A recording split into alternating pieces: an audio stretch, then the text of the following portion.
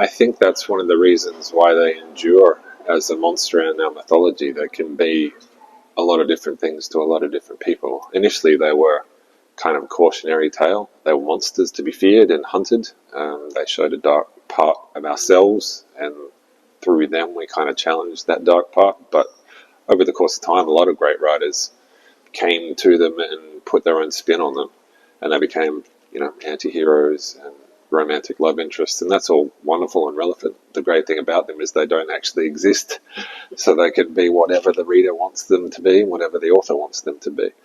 But yeah, I think at the heart of them, they are a way that we can examine the facets of ourselves that sometimes make us uncomfortable, and challenge those dark parts of ourselves. They're a twisted reflection of humanity. They're not like, they're not like a dragon or not even really a werewolf. They're a twisted reflection of humanity itself, and that's a really interesting playground for different people to bring different perspectives.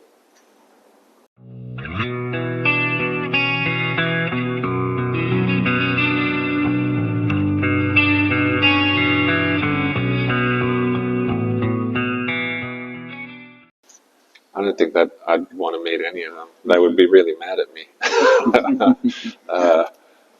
All of my main characters have pretty awful journeys over the course of the trilogies. They go through a lot of suffering, and it's all because of me. So I suspect if they got to meet me in real life, they'd be pretty mad about it.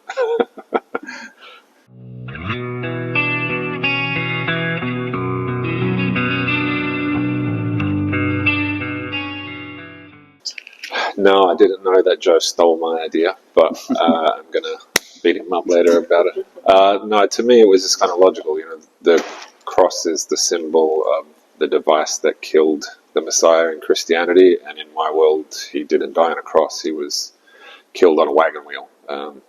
So I just took that metaphor and ran with it. It's quite ironic that Christianity and Catholicism took the thing that killed their savior and made it the symbol of their faith. And a couple of the characters in Empire of the Vampire actually have a conversation about that irony. But yeah, it just seemed logical to me. I'm not sure why Joe felt the need to steal my ideas, but I'll talk to him about it later.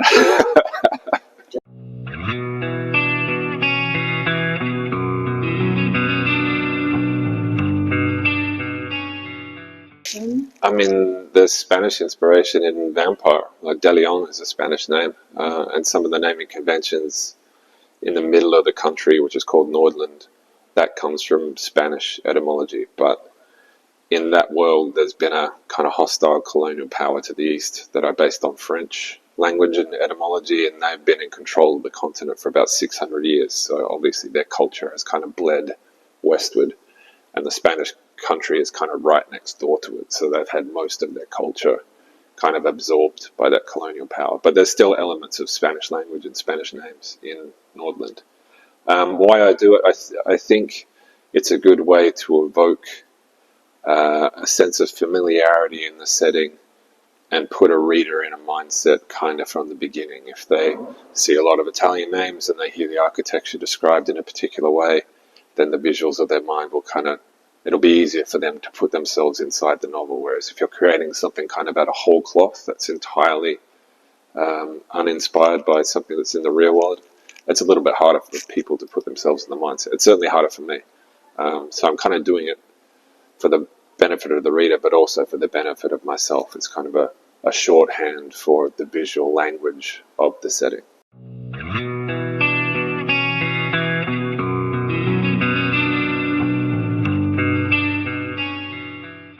I mean, if I could choose,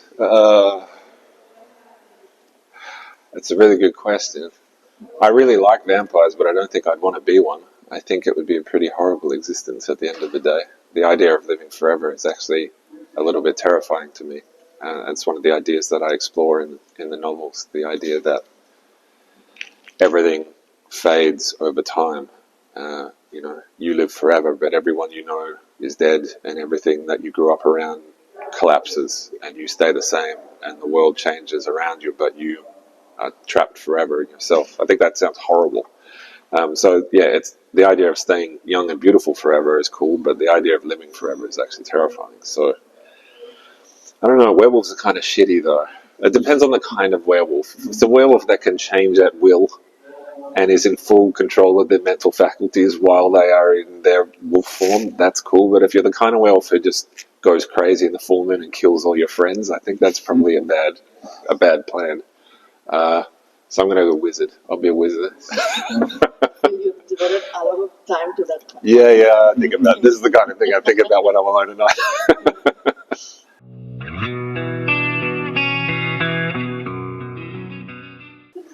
Man, that's a good question. Necromancer is good. I think he would be. He'd be like a shadow assassin or something, like from the Nevernight books. He manipulate darkness, sneaks up behind you, puts a knife in your back, gives you a kiss on the cheek as you die.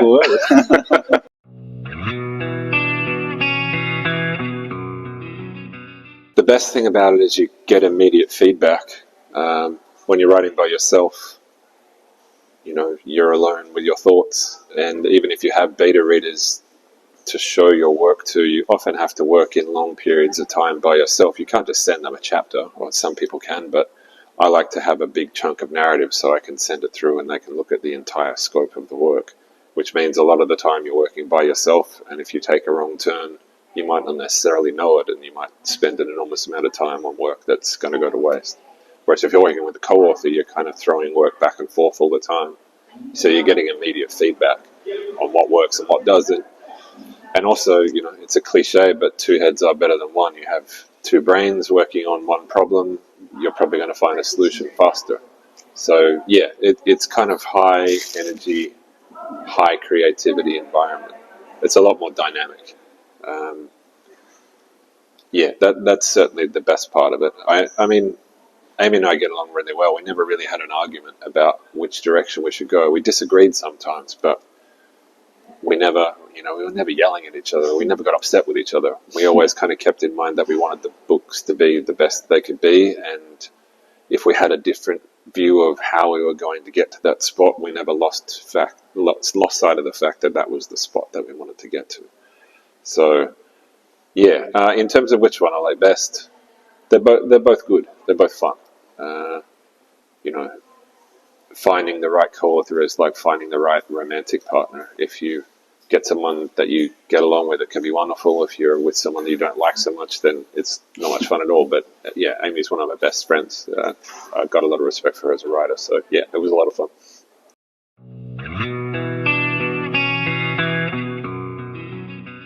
That's the vampire one? Yeah, someone sent me that the other day. Yeah. That it has certain elements that are in depth with the... Oh, are you saying they stole my ideas too? Sons of bitches. No, I mean, vampires are vampires.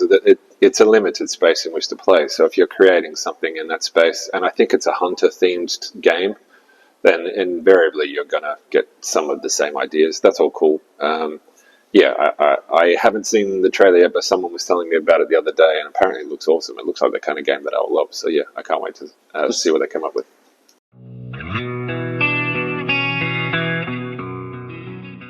Writing comics is really interesting. I came from a background of television. I used to write television scripts, and writing comics ended up being a lot like that. So weirdly, I had a background in the craft of it without actually realizing it. But I also had one of my best friends, Tom Taylor. I write with him every week. He's like a super famous comic book author. So whenever I had a question, I could just ask him. He would be sitting right across the table from me. And he's, one of the most famous comic book authors alive. So as far as a mentor, someone to go and ask, I couldn't have asked for anyone better. But, I mean, the main difference is that in the comic, the object serves a purpose in the narrative. Like the turn of the page functions as a beat in the story. And it was something that I knew subconsciously, but I wasn't actively aware of when I was writing. So, when you reach the end of a page on script, particularly when it's page, an odd numbered page, that means it's going to be at the end of the turn. So you can use the next page as a reveal. So learning how that mechanic worked and the way they interact with the beat of the story was really interesting. but totally different to a book. You're not limited, you're not constrained by the physicality of a novel in the same way that you are with a comic. So that was a lot of fun.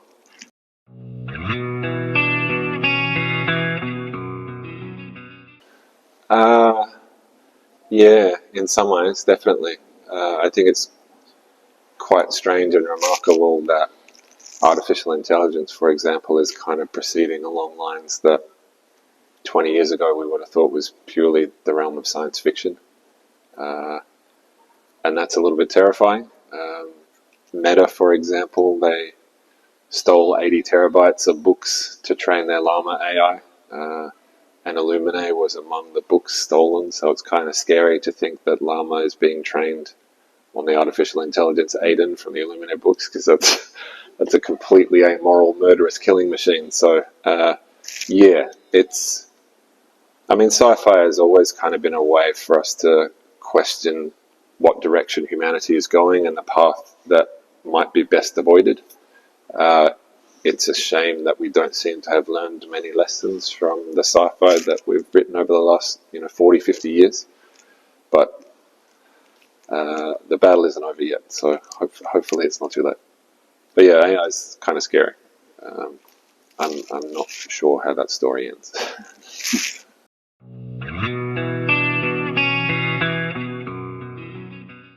Oh, it's amazing. I haven't done it before.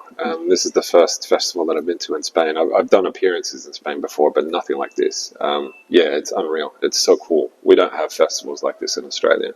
I've never been to a festival like this ever. Like, I went to Lucca Comics in Italy, which is kind of the same. It's a big medieval walled city, and they kind of turn the whole city into a festival ground. This is similar to that, but the vibes here are, yeah, the energy is amazing. Just walking down the street and talking to readers all day, it's really, really cool.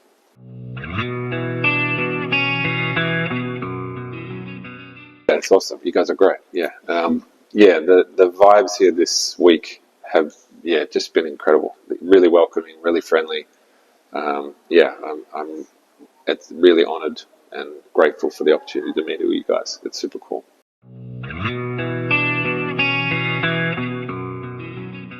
So I've sold in a new series. We actually sold that in 2021. I sold it in after the first vampire book came out, but we announced the sale a few months ago, and I think we'll announce the title early next year. But it's a new Grimdark series, similar in vibe to Nevernight and Empire, but it's a multicast book, so it's not based on one hero. It's like a group. Entirely new world. It's not tied in with Vampire or Nevernight. It's its own thing. How would I describe it? I think the elevator pitch was Inglourious Bastards meets Game of Thrones. That was the pitch to my publisher. But title, I think we'll reveal the title next year. I'm writing it now. I'm probably about a third of the way through, I think, and I'm hoping to have the novel finished maybe January or February next year. That's the plan anyway. Wish me luck.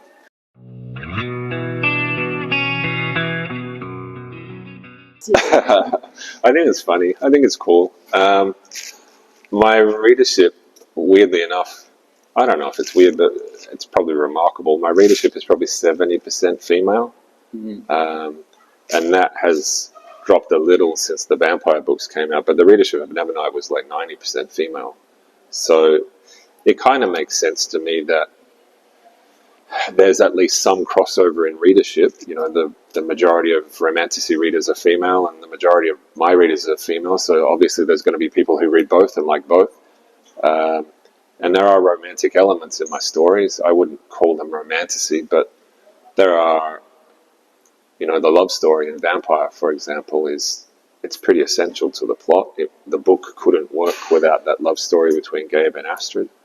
So I kind of take it as a compliment. I think my readers tease me and send me photos of my book. If it was up to me, I would put it in the epic fantasy section. But if it means a reader is going to discover my work who wouldn't necessarily have read it in the first place, then that's only a good thing. And the great thing about romantasy as a phenomenon is it's bringing a bunch of readers to fantasy that come for the romance, but then they realize they like magic and dragons and adventures and sword and sorcery, and so then they'll branch outwards from romantasy and start reading more traditional epic fantasy, like me and Brandon and Joe and all those folks. So I think it's great. I think the rising tide lifts all boats, and I welcome anyone who wants to read my work. I think it's cool.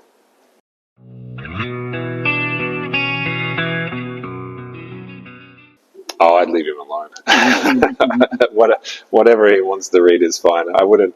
I've seen readers reading my books in public and picking my books off the shelves, but I don't feel it's my place to kind of intercede with that. If I see someone who's already bought my book, I'll offer to sign it, but I'm not going to like walk up to someone in a bookstore and say, "That's mine, you should buy it." That's a little bit creepy.